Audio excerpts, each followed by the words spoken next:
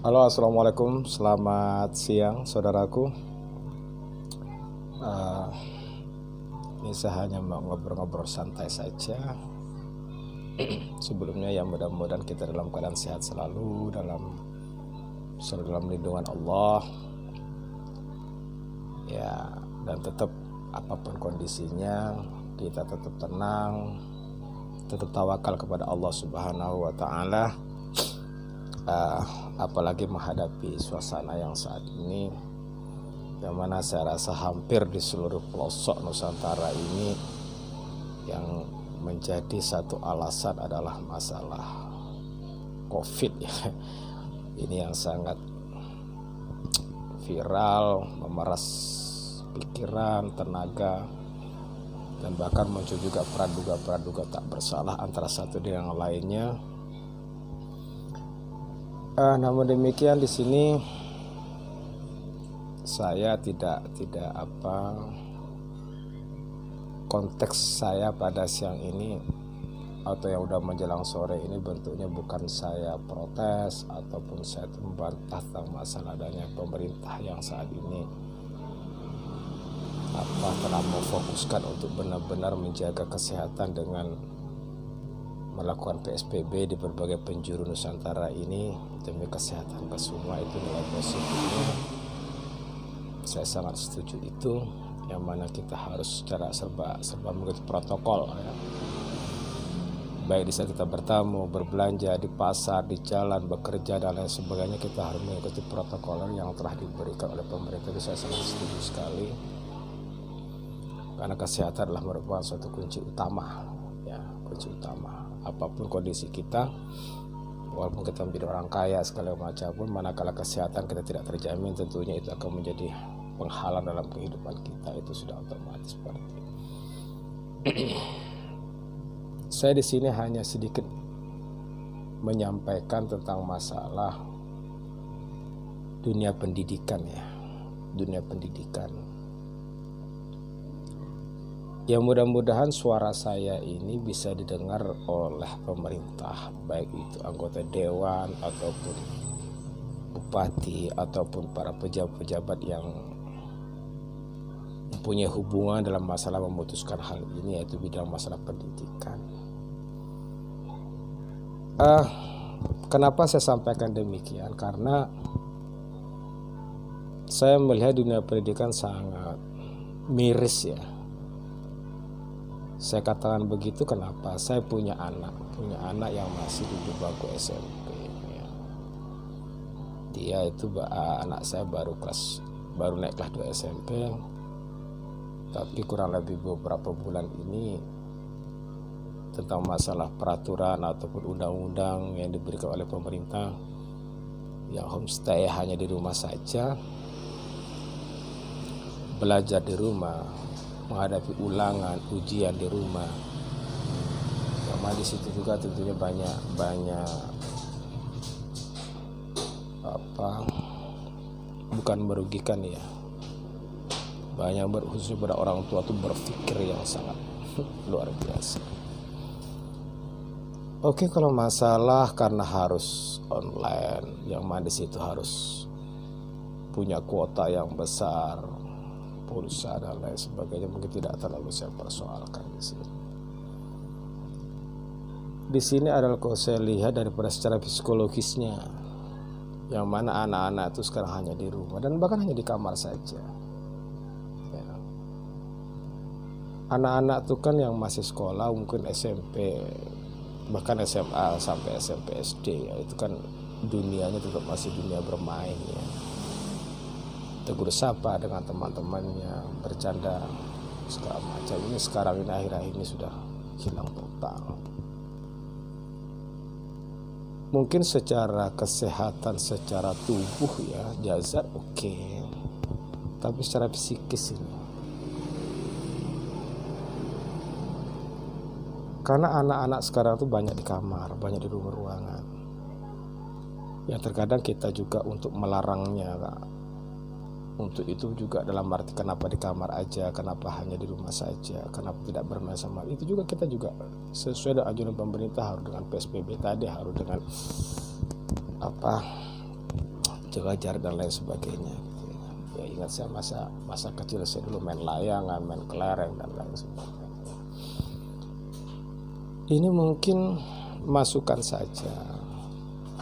Bu, kenapa baik SMP atau SD itu jangan total dihentikan atau ditutup seperti itu?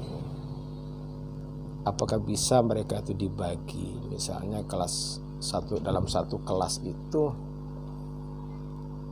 misalnya satu kelas itu ada siswa ada 30 misalnya. Dibagi mungkin dalam satu dibagi 2 kelas ataupun jamnya. Yang tadinya satu bangku itu 2 orang, jadi bikinlah 1 orang, atau mungkin dengan jam belajar bergantian.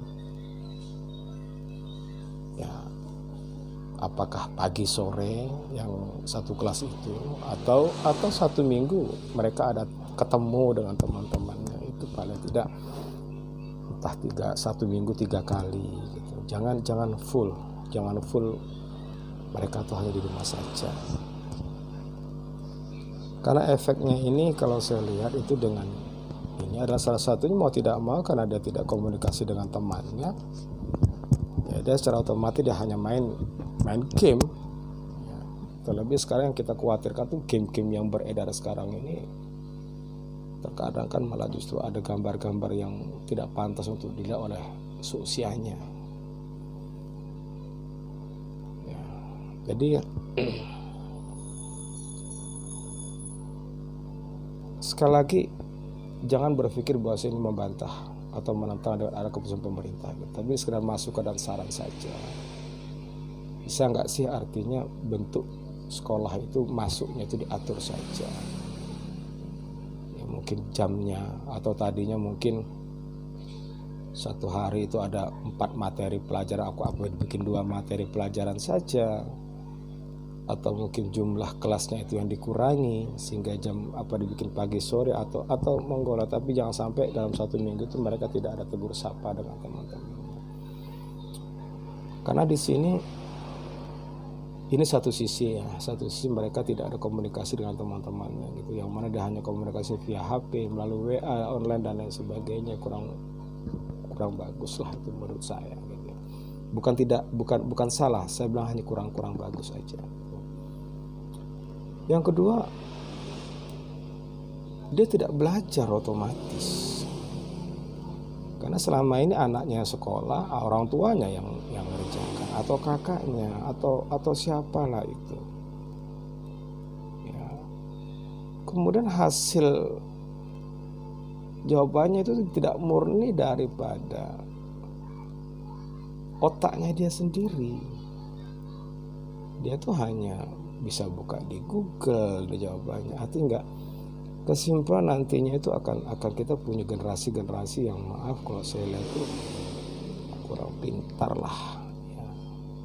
Karena jelas sekarang tuh daripada hasil ujian itu jelas 100% mereka nyontek ya. Padahal setahu saya dulu Pak SD sampai saya kuliah itu saya kalian menyontek pengawasan luar biasa gitu. Dan bahkan kalau sampai ketahuan kita nyontek itu ujian kita bisa sampai dikeluarkan gitu. Didis itu kita seperti itu tapi sekarang itu nggak berlaku gitu. Nah di sini coba saya minta, tapi coba disaring omongan saya ini, coba dicarilah suatu sistem, suatu teori, diambil tengahnya, komunikasi anak bersama teman tidak hilang, masa bermain anak juga tidak hilang, begitu pelajar juga tidak hilang. Ini terkadang orang tua yang pusing gitu ya, orang pusing. Bahkan dari segi kesehatan juga karena dia hanya main game, asik main game, kadang makannya pun telat. Ya sebagai orang tua juga ini serba salah mau ngelarangnya gimana, karena memang juga suasana dunia dia yang pantasnya dunia untuk bermain juga ternyata dia sudah nggak ada lagi ya. Paling dia tegur sapa orang tuh hanya kuota habis, pulsa habis. Ini jadi saya rasa inti daripada omongan saya ini mungkin yang saya bisa dijadikan bahan lah untuk pemerintahan, itu khusus di bidang pendidikan lah. Saya minta itu tolong disaring. Saya tidak tahu apakah hanya berbagai daerah atau apa, tapi tepatnya di daerah saya itu Klaten ya. Klaten, saya di Kecamatan Gantiwarno. Itu saya merasa miris ya, kok seperti ini. Menurut saya dunia seolah-olah dunia pendidikan itu kan masih dunia yang masih bisa diatur. Ya. Coba dibandingkan dengan pasar, dengan mall, dengan wisata mungkin. Itu terkadang banyak pengunjung, banyak masyarakat terkadang malam. Tapi kalau masih dunia pendidikan, dia kan masih bisa, guru kan bisa ngasih aturan. Dia di sekolah main tidak bisa berkelompok. Bahkan di kelasnya pun dibikin dia itu yang tadinya 2 meja, 1 meja 2 orang, dibikinlah 1 meja 1 orang, dibikin jarak. Jangan total gitu. Jangan total mereka tidak sekolah, tidak hadir di kelas itu. Yang saya kata tadi, dunia bermain anak yang sampai hilang. Karena kalau sederhana, kok masa kecilnya dia tidak bahagia,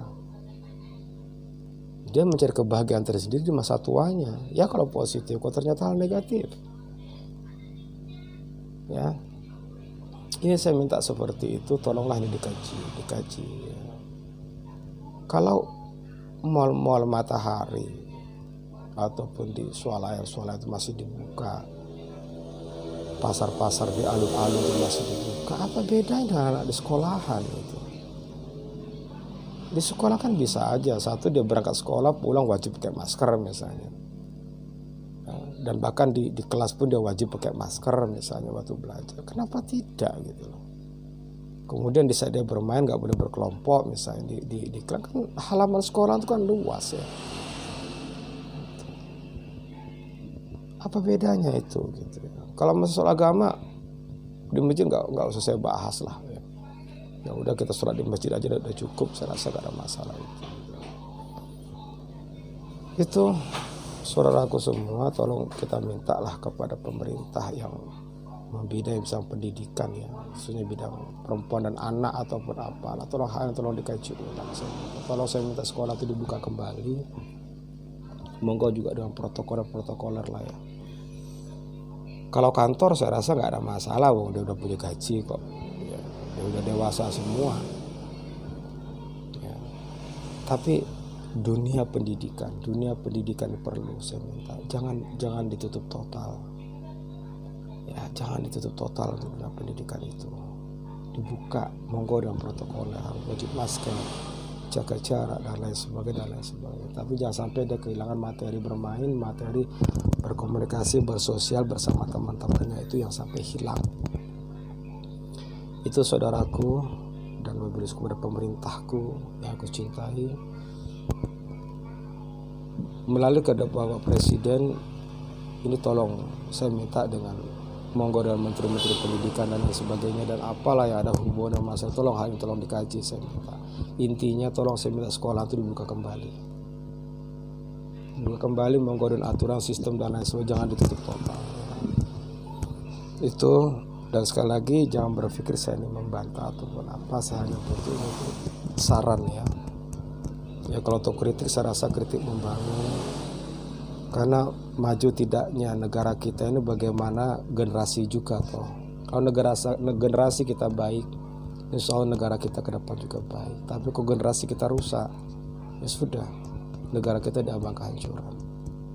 Mudah-mudahan bermanfaat saudaraku, mudah-mudahan bisa dapat dikaji demi baiknya, demi sejahteranya, demi maju dan berkembang suatu bangsa yang kita cintai, yaitu Indonesia ini. Itu aja sedikit dari saya, dan kalau punya salah saya mohon maaf, dan kalau itu benar tolong dikaji dan benar diterapkan demi bangsa kita. Terima kasih. Assalamualaikum warahmatullahi wabarakatuh.